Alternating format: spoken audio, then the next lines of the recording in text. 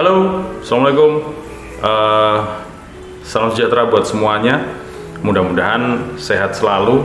Dalam kondisi pandemi gini masih bisa beraktivitas, masih motret. Jangan lupa protokol kesehatan, pakai masker, bawa hand sanitizer. Kalau sudah ada kesempatan untuk divaksin, segera divaksin karena itu bagian dari ikhtiar kita. Ya, oke.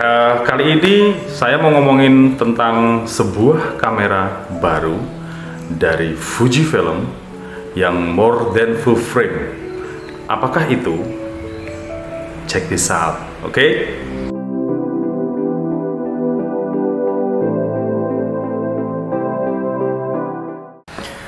Yes, kamera itu adalah kamera medium format GFX 50S Mark II dari Fujifilm yang sudah kurang lebih 4-5 hari ini saya coba. Ini dia barangnya.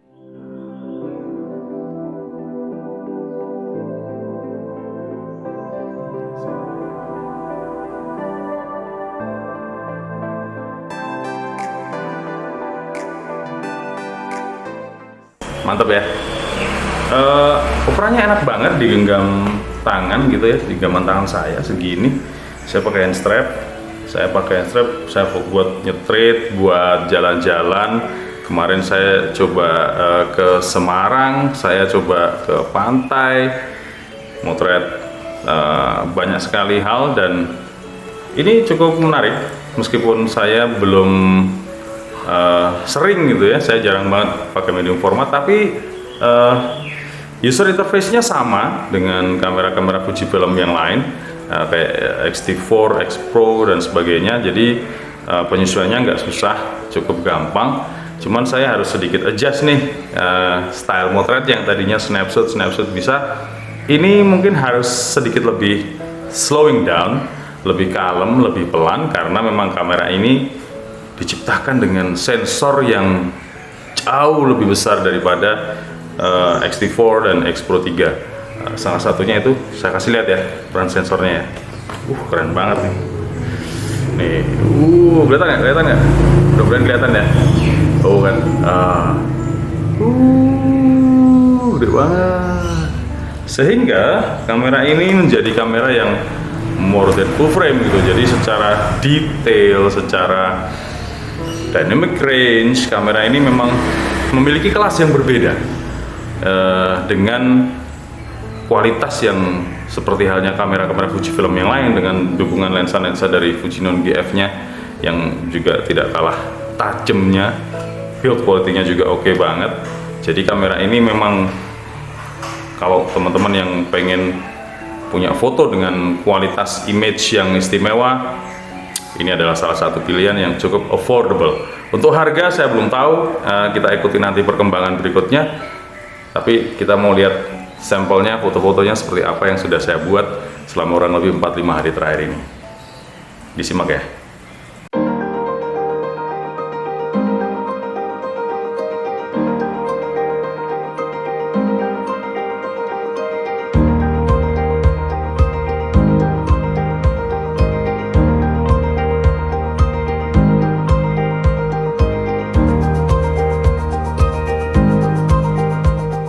Oke, jadi saya nggak akan ngomongin spek.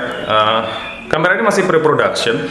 Kamera ini masih kayaknya sih masih belum versi yang production gitu ya, masih pre-production.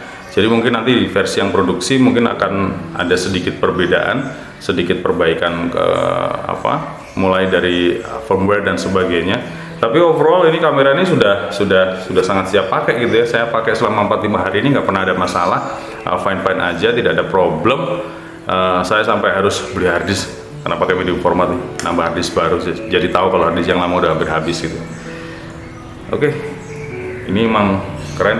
Kita mau bicara tentang impresi penggunaan saja. Jadi kita nggak bicara spek-spek, nanti bisa di googling. Tapi saya selama ini yang nggak pernah atau jarang sekali pakai medium format, terutama untuk nyetrit, untuk human interest gitu ya. Menggunakan kamera ini tuh nggak susah gitu. Bahkan tas kecil yang biasa saya pakai untuk nyetrit itu muat di kamera ini. Jadi kalau ini saya tutup begini, footnya udah jadi simple banget, ya kan? Nggak susah kan? Simple, kecil, dimensinya juga nggak jauh beda dengan XH1 sedikit lebih besar memang, yes, tapi nggak signifikan. Jadi di genggaman tangan tuh masih enak sih, enteng. Nice ya, keren ya.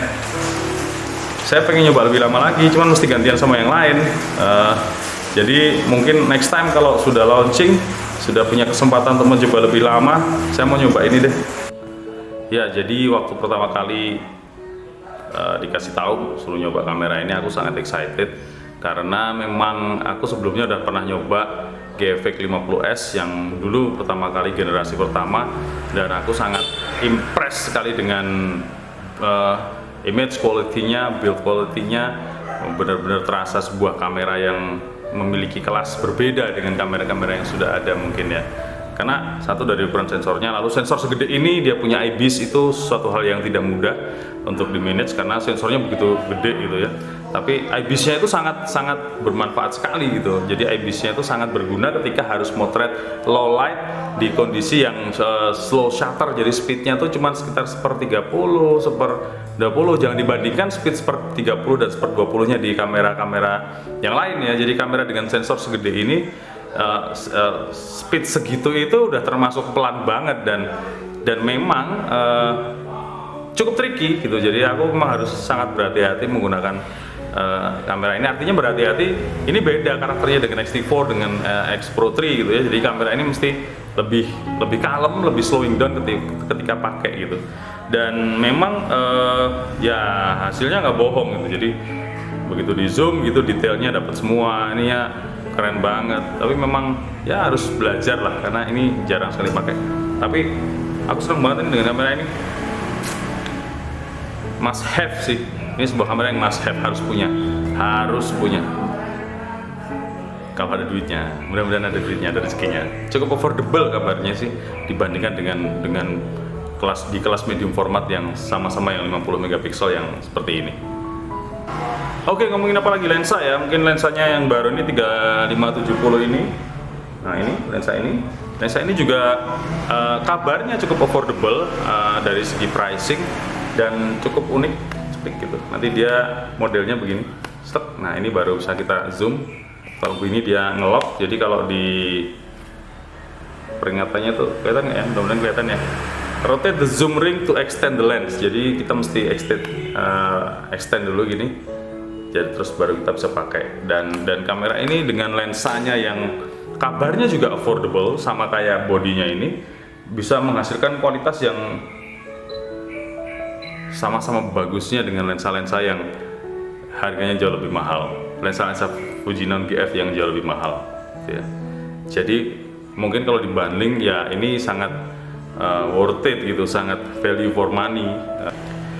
Oke, udah lihat sampelnya, kita udah ngobrol sedikit tentang kamera ini. Aku belum bisa ngasih banyak-banyak impresi karena baru nyoba sebentar, tapi cukup impress dengan image quality-nya, cukup seneng gitu dengan build quality-nya, lalu portability-nya, dia nggak terlalu gede, bisa dibawa masuk tas kecil gitu, nggak ribet. Buat nyetrit juga masih oke, dan kayaknya nanti mau tak pakai sekali lagi deh buat nyetrit sore-sore di Malioboro gitu ya, kayak gimana hasilnya. Tapi aku seneng banget. Mungkin insya Allah mudah-mudahan suatu saat bisa punya kamera ini. Kalau mau yang megapikselnya lebih gede, ada GFX 100S yang bentuknya juga sama persis dengan ini, portability-nya juga sama dengan ini, ukurannya juga kurang lebih akan sama dengan GFX 50S Mark II ini.